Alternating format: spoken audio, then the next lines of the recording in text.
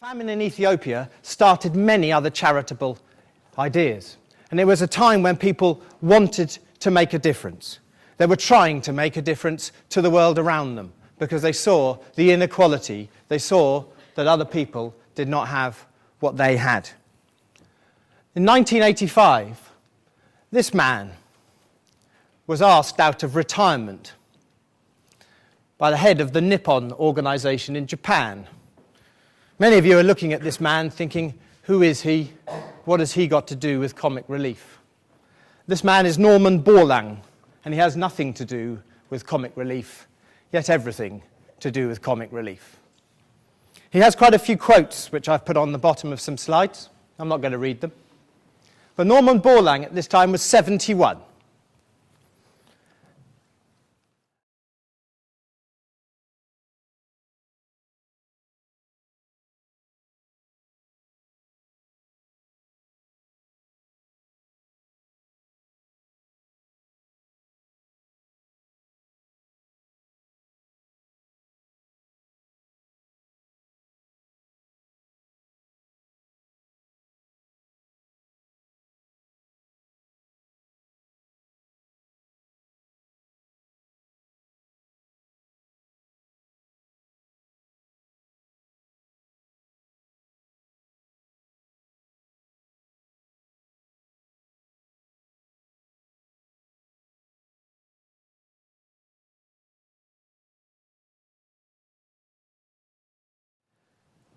Norman Borlaug's ideas about how to make wheat were about selective breeding, about breeding small wheat, wheat with large ears, wheat that was pest resistant.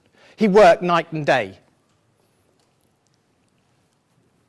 He missed even the phone call from the Nobel Prize people because he was out at work doing stuff. The Indians and the Pakistanis thought they would like to meet him. So in about 1970, he went off to work for the Indians and the Pakistanis to help them grow more wheat. During a time of drought, luckily, the drought came along. They took on some of his ideas. The two things do go together. And after that, because their wheat grain production was up, he is reckoned to have saved over 1 billion lives. That's why he was called. But some people would say he's highly controversial. His ideas of plant breeding led to monoculture, led to people criticizing him very severely. And this was his response. He thought that people, if they grew their crops better, would not have to put as much land to their crops.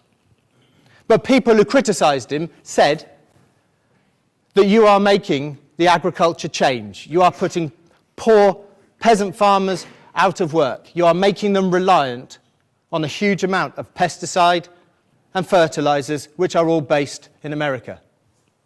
So when Africa asked, can we use some of your techniques, funding was removed from Mr. Borlaug's work in 1980. So in some ways, Mr. Borlaug has everything to do with comic relief, and yet nothing to do with comic relief. Comic relief has been going and has raised £800 million. And I've been watching the videos, give me £5, we'll vaccinate a child. Yeah? I will watch tonight as some of the stars come out on my telly, try and make me laugh. They will show me videos that will make me cry. And they will try and raise some money. And like Norman Borlaug, people are trying to make a difference. And I think that is what we should all try in our lives, to make the difference.